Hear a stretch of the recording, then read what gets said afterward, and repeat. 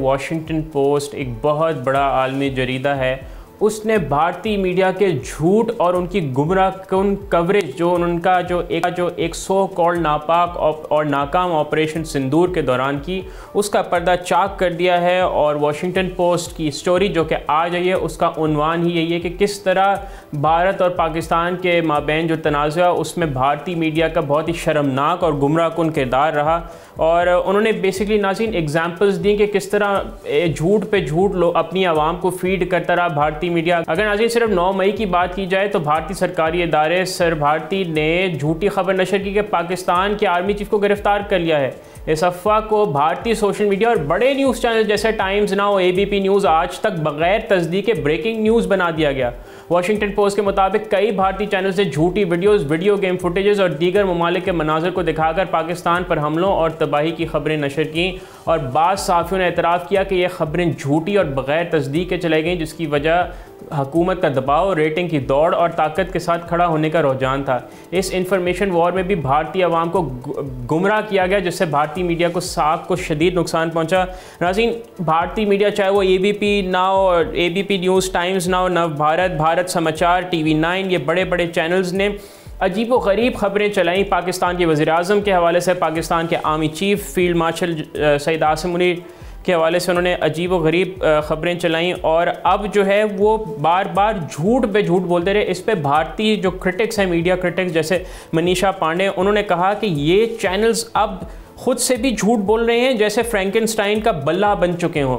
नाज़रीन, ये जो भारतीय मीडिया का शर्मनाक किरदार था, वो भारतीय मीडिया के कुछ जो क्रेडिबल जर्नलिस्ट हैं या क्रेडिबल मीडिया क्रिटिक्स हैं, उनकी तनकीद से वो ना महफूज रह सके। जैसे अगर मनीषा पांडे जो कि मीडिया क्रिटिक हैं, उन्होंने भारतीय मीडिया के किरदार को फ्रैंकेनस्टाइन के बल्ले से मिलाया। उन्होंने कहा कि ये चैनल्स अब खुद से भी झूठ बोल रहे हैं। और एक और सहाफ़ी ने वॉशिंगटन पोस्ट से गुफ्तगू करते हुए कहा कि इधर सच ना आए, व्हाट्सएप ज़रूर आ जाता है और वही ख़बर बन जाती है। और यही रुझान देखा गया। ये जो भारत और पाकिस्तान के माबैन तनाज़ा था, कभी वो कराची पोर्ट पर हमला कर देते थे, कभी वो उन्होंने लाहौर तक में नाज़रीन बंदरगाह बना दी थी और पाकिस्तान का हर शहर भारतीय मीडिया ने तबाह कर दिया था। और जब फिर सच्चाई का सामना आया, जब सच्चाई सामने आई, तो फिर पूरे जो है दुनिया में भारतीय मीडिया रुस्वा। लेकिन शर्म और मकर और फरेब का आलम यह था कि उस पर माफ़ी नहीं मांगी गई और उसको बेसिकली कहा गया कि जी ये तो हम एक एज ए हथियार यूज़ कर रहे थे अगली साइड पे दबाव डालने के लिए। लेकिन नाज़रीन, के पास कुछ छुपाने को नहीं था, हमारे पास सिर्फ दुनिया को सच बताने के लिए था। और हमने जो कि सच बताया और बताए जा रहे हैं, चाहे वो हमारा पाकिस्तानी मीडिया हो या तमाम स्टेक होल्डर्स, रियासत के तमाम सतून। इसकी वजह से अगर आप देखें तो ये तमाम जो मामला हुआ है, इसमें चाहे वो इंटरनेशनल मीडिया हो, इंटरनेशनल कम्यूनिटी हो या जो पब्लिक एट लार्ज है, वहाँ पर पाकिस्तान का बयानिया इस वक्त जो है सर चढ़ कर बोल रहा है। सब पाकिस्तान के बयानिए को तस्लीम करें क्योंकि वो सच्चाई पर मबनी है। और नाजरीन, एक जैसे नरोपा राव जो हैं, वो साबिक खारजा सेक्रेटरी हैं भारत के, उन्होंने बेसिकली भारतीय मीडिया के किरदार को तनकीद का निशाना बनाते हुए उन्होंने कहा। और नाजरीन, बात वही है कि अगर आप सच को पीछे छोड़ के जज्बात और झूठ और मकर और फरेब से काम लेते हैं तो आप पूरी दुनिया में एक लाफिंग स्टॉक बन जाते हैं। और यही इस वक्त मामला, चाहे वो नरेंद्र मोदी हो, भारत हो, भारतीय मीडिया हो, भारतीय रियासत हो या BJP हो, उनके साथ इस वक्त यही हो रहा है। 33 ममालिक का दौरा कर चुके सरोर और उनका एक वफ्द, 59 रुकनी वफ्द, लेकिन उनको किसी ने भी कोई इंपॉर्टेंस नहीं दी है। ना किसी हेड ऑफ स्टेट से मुलाकात कर सके हैं, ना उनका किसी रियासत का भारत के हक में कोई बयान आया है। तो ये दिखाता है कि भारत ने जो दुनिया को गुमराह करने की कोशिश की झूठ के ज़रिए, वो उनकी कोशिश मुकम्मल तौर पर बेसिकली नाकाम रहे। और नरोपमा राव जिनका अभी हमने जिक्र किया, उन्होंने ये कहा कि मीडिया कोई मेगाफोन नहीं, माइक्रोफोन बनने की ज़रूरत है और सच के साथ। तो भारतीय मीडिया को बेहतर है कि बेसिकली वो सच का साथ दें, क्योंकि जो इस वक्त उनकी रेपुटेशन पूरी दुनिया में तार हो गई है।